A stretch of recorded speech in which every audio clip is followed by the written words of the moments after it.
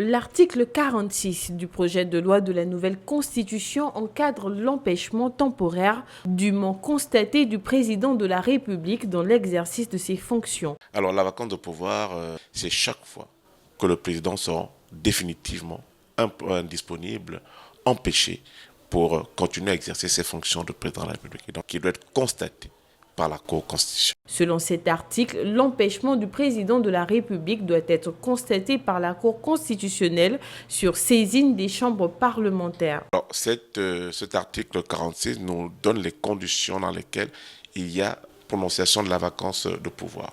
Vous avez l'empêchement temporaire qui permet justement d'assurer un intérim au président de la République qui est fait par le président de la République qui assume l'intérim lorsque le président est temporairement indisponible. Mais cet intérim ne peut durer que 45 jours.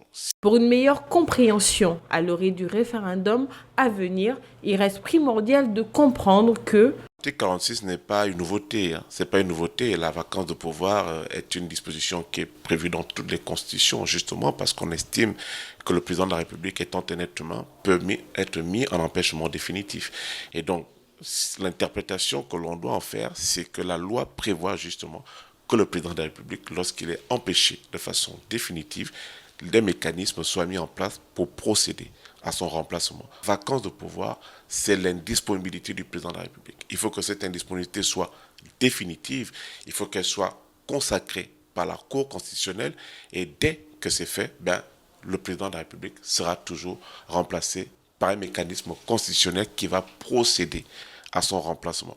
Retenons que l'article 46 dans le projet de la nouvelle Constitution vise à encadrer les situations de vacance du pouvoir dans le but d'éviter toute instabilité au niveau national. Le projet sera sanctionné par les citoyens gabonais lors du vote référendaire du 16 novembre prochain.